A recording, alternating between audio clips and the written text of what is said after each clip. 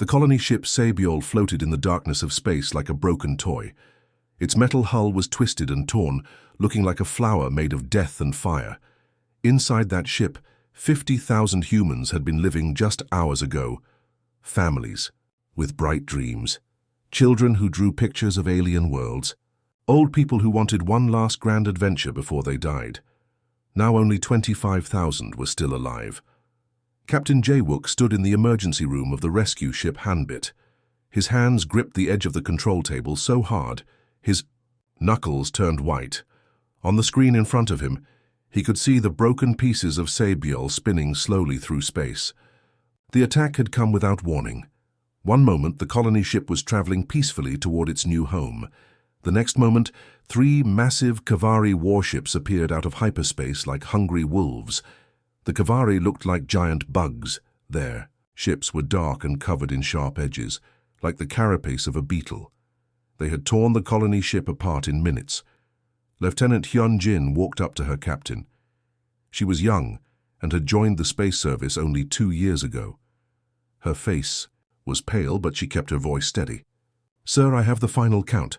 23,000 confirmed dead. The Kavari took the rest as prisoners." Jaywook closed his eyes. 23,000 people. He had seen the passenger list. There were students going to start a new university. Farmers carrying seeds for crops that would feed a new world. Teachers, doctors, artists, and children. So many children. Far away on a space station called Harmony Prime, Ambassador Minseo Chenpak sat in her office.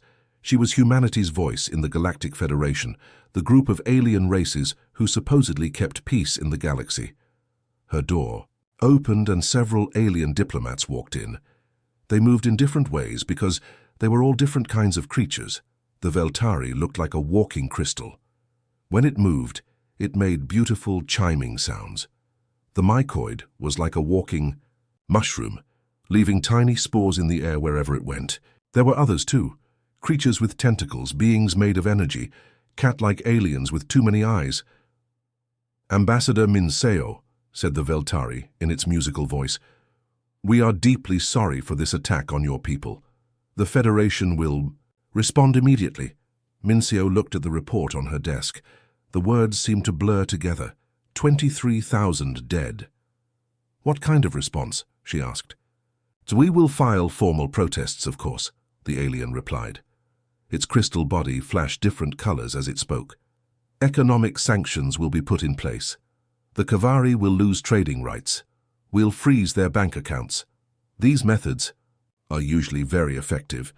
Minseo felt something cold and hard growing in her chest. "Sanctions," she repeated the word slowly. Another alien spoke up. This one looked like a floating jellyfish made of light. "The Kavari must learn that such behavior is not acceptable. We have proper ways to handle these situations.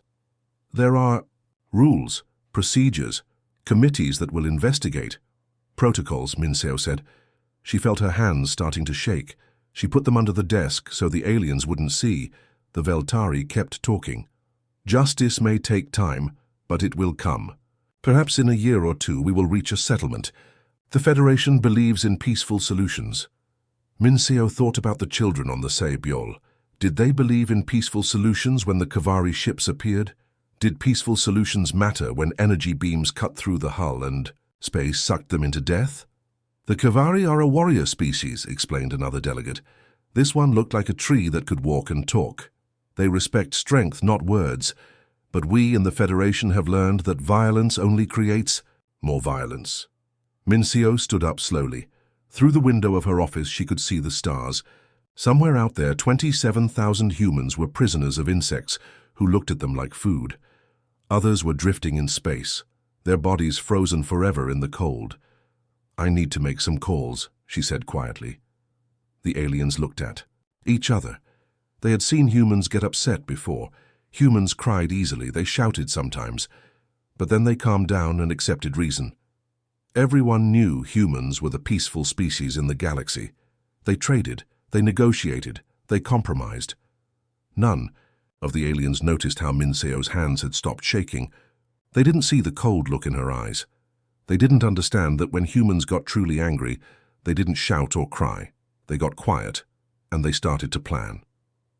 Admiral Young-Ho Park's boots clicked on the metal floor as he walked into the Emergency Human Council chambers. He had fought in the border wars 40 years ago. He had kept peace in the outer colonies for decades, but never had he seen a meeting like this one. The round table was full of faces he rarely saw together. Presidents of human worlds, generals of the space fleet, leaders from distant colonies. The last time they all met like this was 50 years ago, when the plague almost wiped out humanity. Behind him, huge screens showed things happening across human space. On every world, people were working, but not normal work. On the heavy industrial worlds, factories that made furniture were now making gun parts. On agricultural worlds, the big machines used for farming were being turned into armored vehicles. Every spaceship dock was busy with welders and engineers, adding weapons to cargo ships and passenger vessels. "The Federation wants us to wait," Admiral Park said, his old face lined with worry. "They say we should write formal complaints. Give them evidence. Let their committees talk about it. They think justice will come in 18 months. President Mi-Young Lee was a small woman, but when she spoke, everyone listened. She leaned forward in her chair, her dark eyes sharp. 18 months, and how many of our people will be alive? After 18 months with the Kavari, the room became very quiet. Everyone knew about the Kavari slave camps. The insect-like aliens didn't think of other species as people. They used them like tools, worked them until they broke, fed them just enough to keep them alive.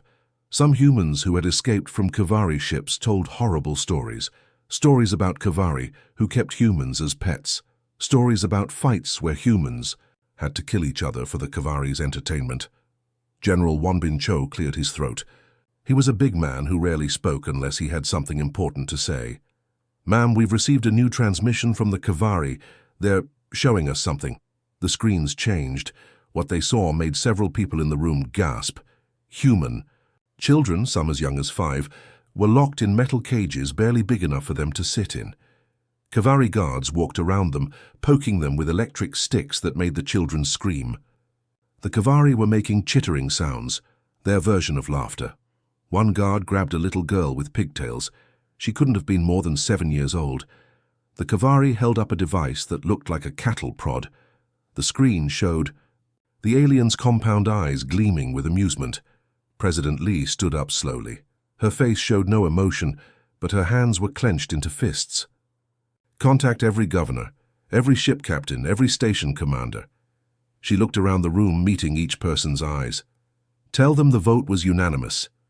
Protocol 7 starts now." Protocol 7. Even the name made people nervous.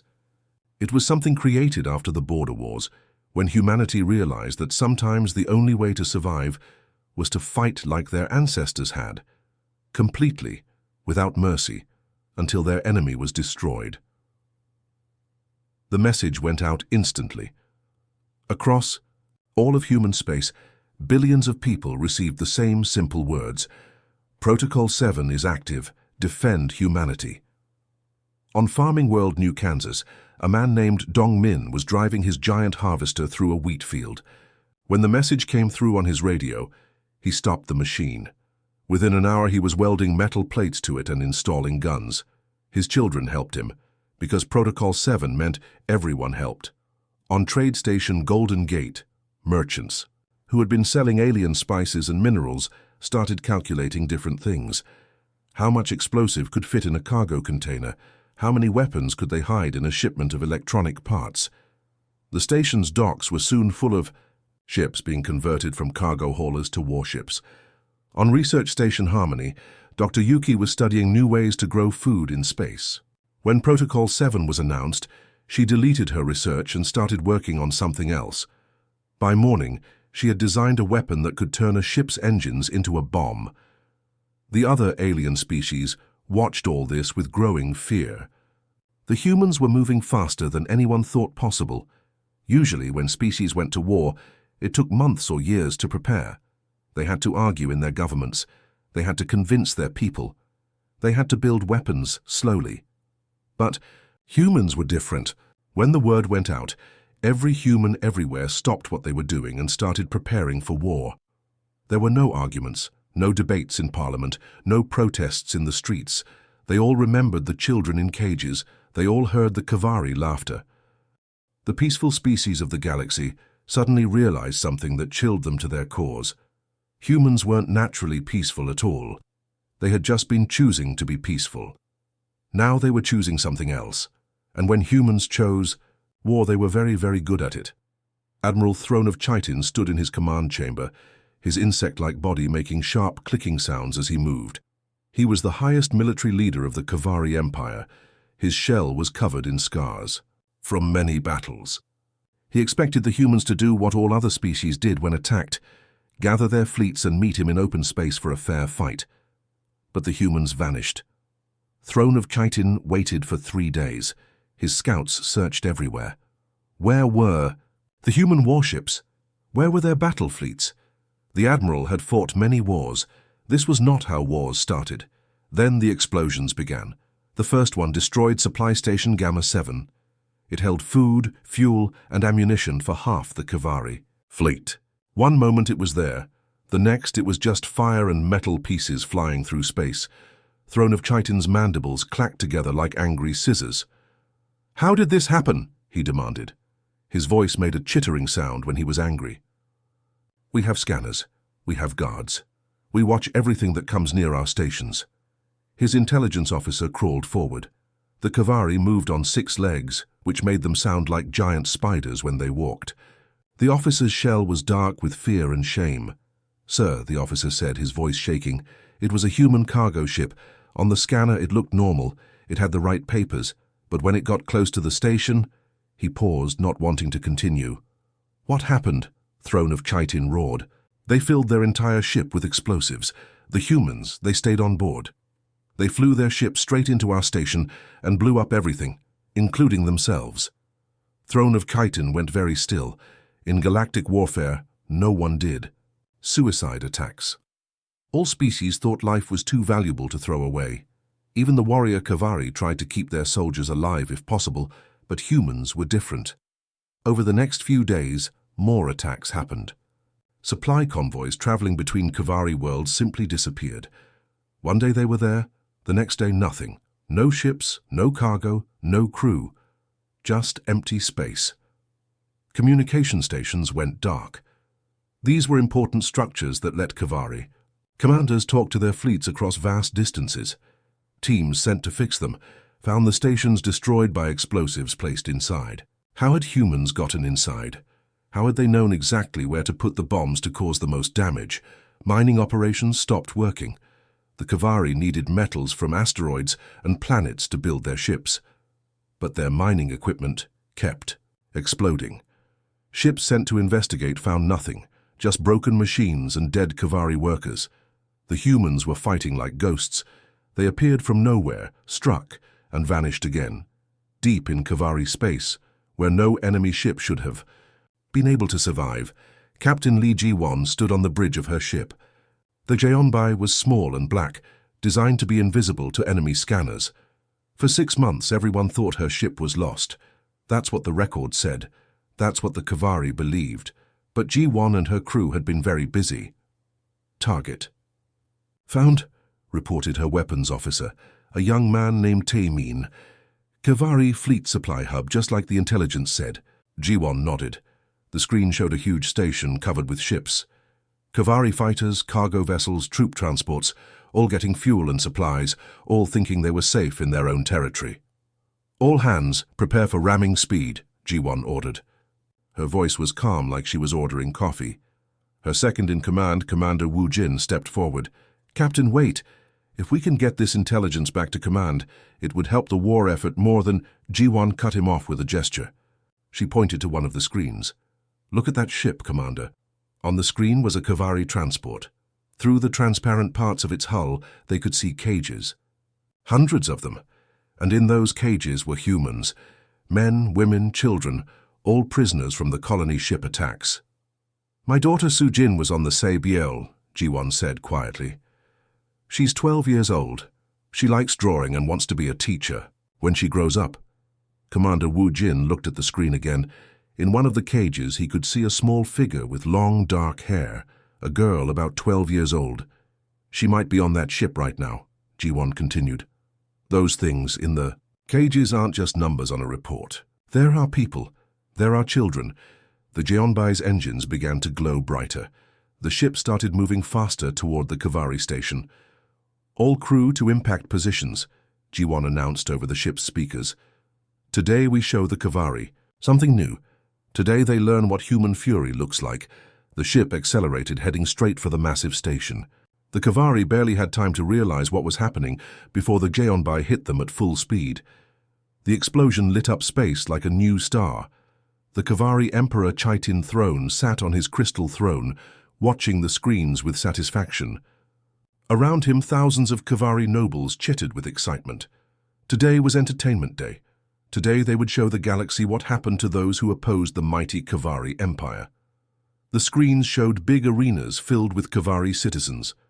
In the center of each arena were cages with human children inside. The children were small and scared. Some were crying. The Kavari guards poked them with electric rods. When the children screamed, the crowd of Kavari made happy clicking sounds. "This will break their spirit," the Emperor said to his advisors.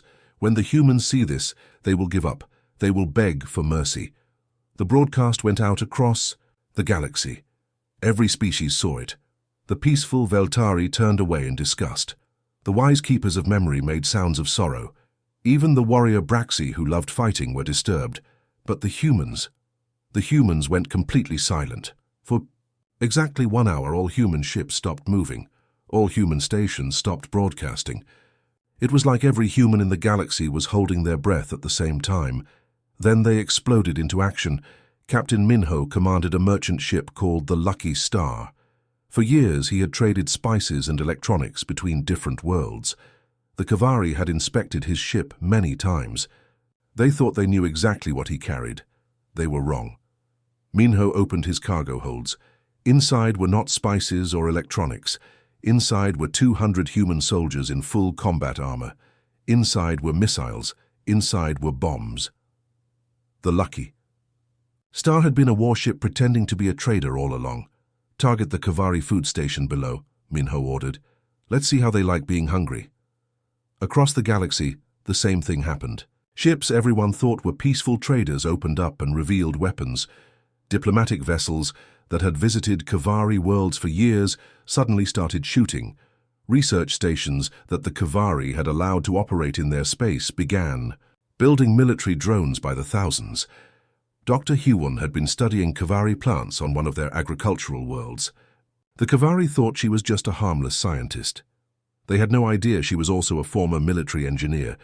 Within hours of seeing the broadcast, she had sabotaged every food processing plant on the planet.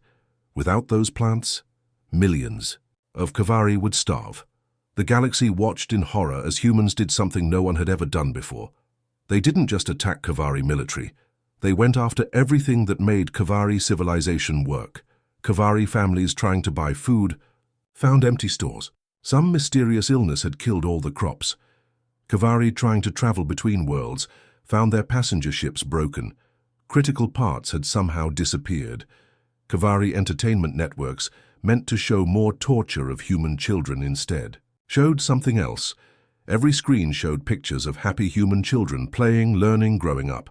The message was clear. This is what you're destroying. This is what we're fighting for. Ambassador Minseo stood in the Great Hall of the Galactic Federation. The room was shaped like a giant circle, with representatives from hundreds of species. In the center, screens showed the war happening across the galaxy, Kavari worlds burning, human fleets moving like schools of deadly fish through space. "You asked for negotiations," Minseo said. Her voice was quiet, but it carried to every corner of the Great Hall. "You want us to sit at tables and make deals while they show our children being tortured on every screen in the galaxy." The Veltari delegate, a being made of living crystal, pulsed with worried colors. "Ambassador, please understand. The Federation believes in civilized solutions. We have rules, we have procedures that have kept peace for centuries." Minseo smiled. It was not a happy smile. "Civilized. You want us to be civilized."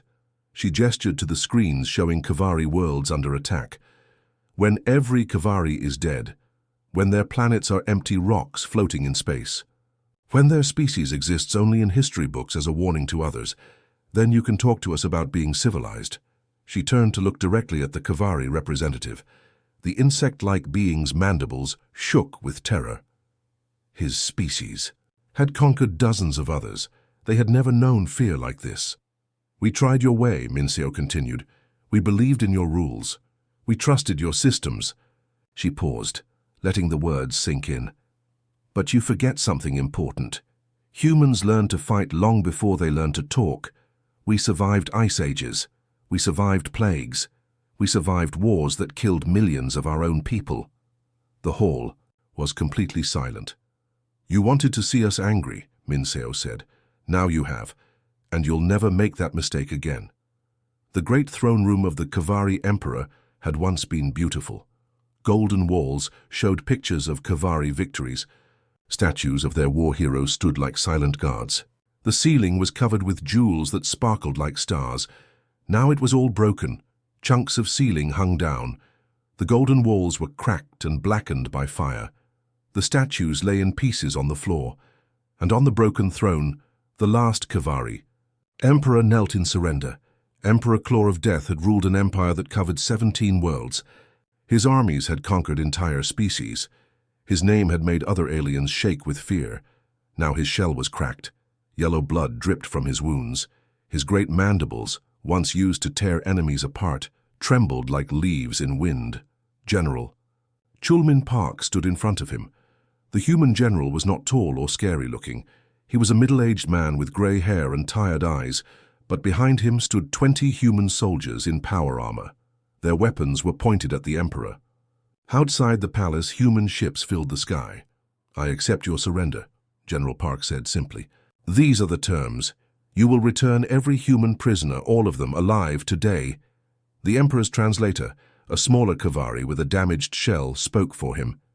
"Your Majesty will comply." "You will pay for the colony ship you destroyed," General Park continued. "You will pay for every person who died. You will pay until we are satisfied." The translator nodded quickly. "Your 4 main worlds now belong to us. We will control them for 100 years. Your people will work to rebuild what they destroyed." The Emperor made a chittering sound. It might have been protest or just pain. "And you will personally kill the Kavari who tortured our children. On broadcast. With your own hands, in front of everyone, today." This time the Emperor looked up, his compound eyes focused on the general. He opened his mandibles to speak. "The Kavari Empire ended the moment you showed our children being tortured for fun," General Park said, before the Emperor could protest. "We are just finishing what you started." The translator spoke very fast to the Emperor in their clicking language. The Emperor made a sound like a sigh. Then he nodded. 6 months after the surrender, Ambassador Minseo stood on the viewing deck of the newest human warship. The ship was called Sci-Biol's Vengeance, named after the colony ship that had been destroyed. Along its walls were carved the names of every person who died in that attack. 23,000 names. Admiral Young-ho came to stand beside her. Through the great window they could see the space lanes. Ships from dozens of species flew past, but none came close to the human warship. They all stayed far away. "They're afraid of us now," Minseo said, watching an alien cargo ship change course to avoid them. "Good," Admiral Young-ho replied. His voice was calm. "Fear keeps peace when words don't work." Below them, they could see the Kavari homeworld. It looked different now. The great war factories were gone. The military academies were closed. Instead, the Kavari were building new things: schools, hospitals, farms.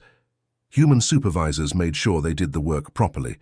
The former Kavari soldiers worked in labor camps. They built houses for the humans they had hurt. They grew food that would be sent to human colonies. The proud warrior race now understood what it meant to be conquered. In her private room on the ship, Minseo kept a picture on her desk. It showed happy human children from the colony ship. They were laughing and playing, not knowing they would die soon. Every night before sleep, she looked at the picture and spoke their names quietly. Soo-jin Park, age 12, wants to be a teacher. Twins. Min-ho and Min-jun Kim, age 8, love to build with blocks. Little Yena Lee, age 5, likes to sing songs. She spoke all 23,000 names. It took her hours every night. But she never missed a night. She promised them that their deaths had meaning, that because they died, no other human children would die the same way. The galaxy was different now. Every species knew the new rules. Humans were still traders and diplomats and scientists, but they were also something else.